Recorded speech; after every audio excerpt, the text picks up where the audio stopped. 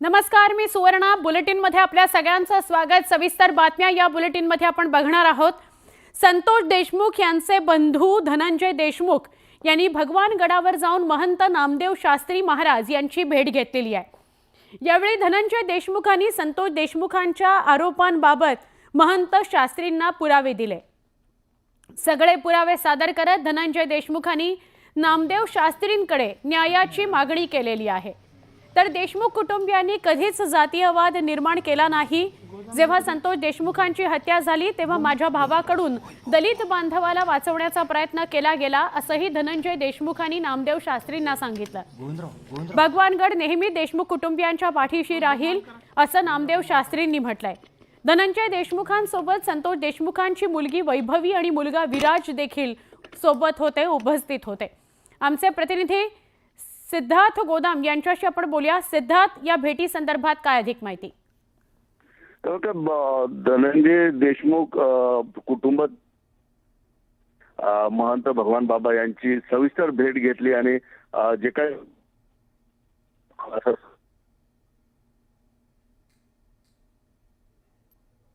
पेपरचे पुरावे सुद्धा त्यांना दाखवलेले आहेत आणि महंत भगवान बाबा यांनी सुद्धा अगदी शांतपणे ते सगळ्या गोष्टी समजून घेतल्या. त्यांना भरपूर वेळ दिला आणि वैभवी असेल किंवा धनंजय असेल या दोघांनी त्या ठिकाणी आपल्या भावना व्यक्त केल्या. भावना व्यक्त केल्यानंतर महंत भगवान गडाचे महंत भगवान शास्त्री महाराज यांनी सुद्धा त्यांना भगवान गडाचा पाठिंबा असल्याचं त्या ठिकाणी जाहीर केलेलं आणि आरोपी जे कोणी असतील ज्यांच्या विरोधात पुरावे असतील त्यांना फासावर लटकवले पाहिजे आणि कायद्याने जे काही शिक्षा होईल ती त्यांना झाली पाहिजे, ही भावना सुद्धा महंत नामदेव शास्त्री महाराज यांनी त्या ठिकाणी व्यक्त केलेली. दोघांमध्ये जवळपास 20 ते 25 मिनिटं संवाद त्या ठिकाणी झाला. अगदी शांतपणे भगवान बाबांनी सगळ्या गोष्टी ऐकून घेतल्या, बघितल्या आणि त्यानंतर देशमुख कुटुंबांना गडाचा प्रसाद देण्यासाठी सुद्धा त्यांची खास सोय करण्यात आलेली आहे.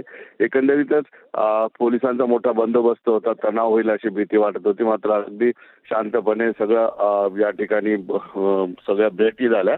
दुसरी महत्वाची गोष्ट महंतांनी स्पष्ट येते आणि त्याचं आपल्याला सांत्वन केलं पाहिजे, त्यामुळे कुणीही घोषणाबाजी करू नये.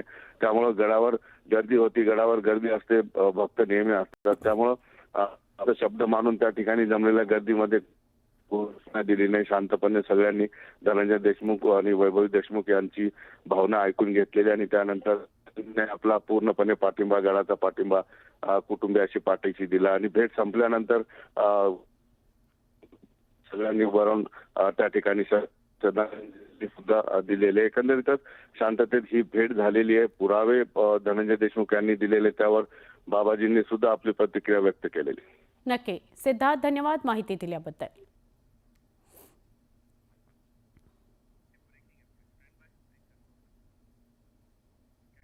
दृश्य आपल्याकडे येत आहेत भगवानगडावरची. या ठिकाणी देशमुख कुटुंबीय पोहोचलेले आहेत आणि ते काही पुरावे हे नामदेव शास्त्री यांना देताना दिसून येत आहेत. तेव्हाची ही दृश्य, त्यांच्यामध्ये काही संवाद सुद्धा होतोय. त्यामुळे यानंतर आता नेमकी काय प्रतिक्रिया येणार नामदेव शास्त्रींची तेही बघावं लागेल. हे एक्सक्लुझिव्ह दृश्य आपण न्यूज 18 लोकमतच्या माध्यमातून बघत आहोत.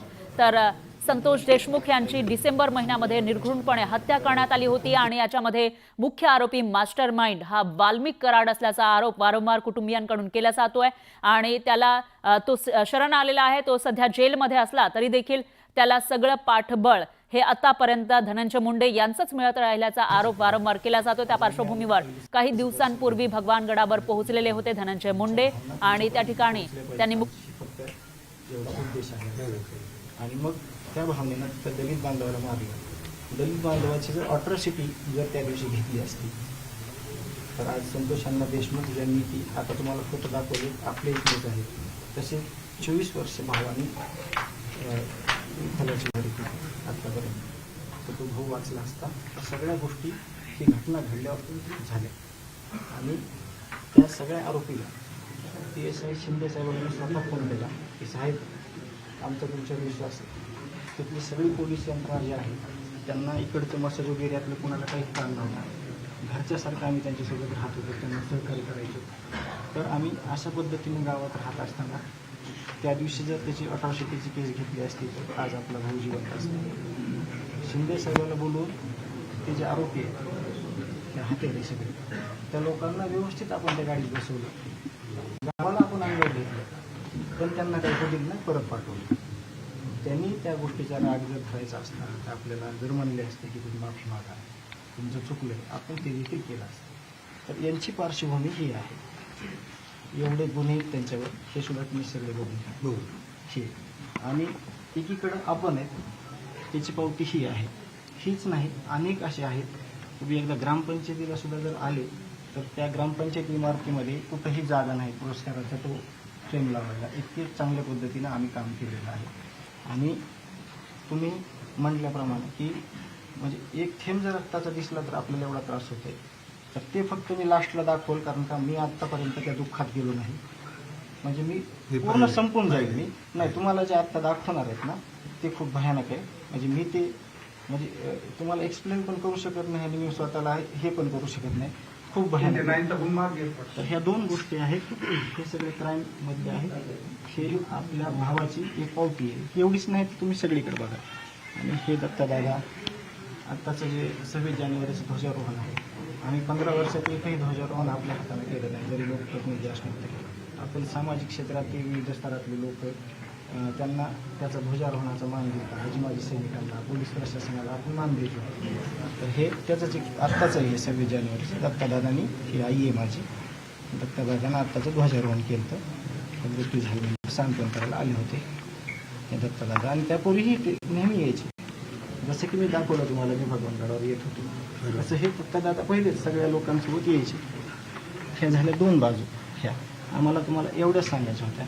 म्हणजे प्रामाणिकपणे सांगतो, 22 वर्षापासून मनोहर मुंडे नावाचे माळकरी होते. त्यांची 4 मुलं, एक मुलगा पुण्याला, 3 मुलं तिथं आपली शेती. आत्ता 2003 पासून आत्ता 22 वर्षापर्यंत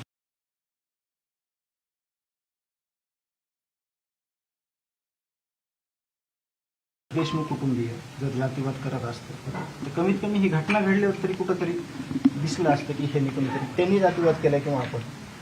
त्रास जास्त होतोय कशाचा, एका दलित बांधवाला वाचवायला गेलेला भाऊ आपला, त्यांनी तिथं जात नाही बघितली. एक आपला 22 वर्षापासून वंजारी समाजाचा जो आमचा माणूस आहे त्याच्यासोबत दुसरी पिढी आमची संपत आली. एक आज पिढी होती मागच्या जुलै महिन्यामध्ये दादा. म्हणजे इतकं करत मानसिकता ह्यांची तपासायची आपल्याला गरज होती. त्याच्यावर गंभीर स्वरूपाचे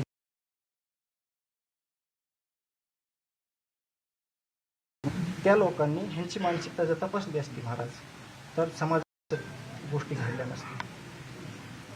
आपण तुम्हाला आवाज गेला नसेल तर सांगू इच्छितो की पहिल्यापासून भगवान बाबाला मानणारं कुटुंब आहे आणि संतोष अण्णाची शेती मुंडे परिवार करत होता.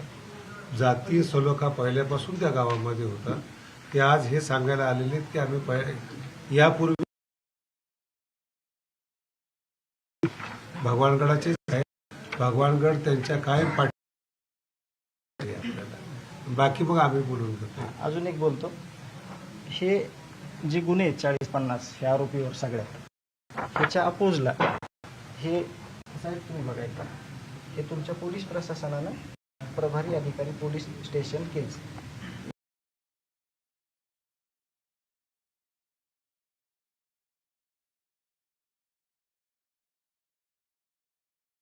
ही थेट दृश्य आपण बघू शकतो. धनंजय देशमुख हे पोहोचलेले आहेत भगवानगडावर आणि या ठिकाणी ते आणि गावाला काही 19 कागदपत्र पुरस्कार या दाखवताना माध्यमातूनच मिळालेले आहेत सगळे. म्हणजे हे पण खूप महत्त्वाचा विषय आहे. कुठलीही गुन्हेगारी वृत्ती नाही. त्या लोकांचा आपल्याला कधी संबंध नव्हता आला. त्यांनी फक्त एकदा विचार करायला पाहिजे होता. आम्हाला मी ती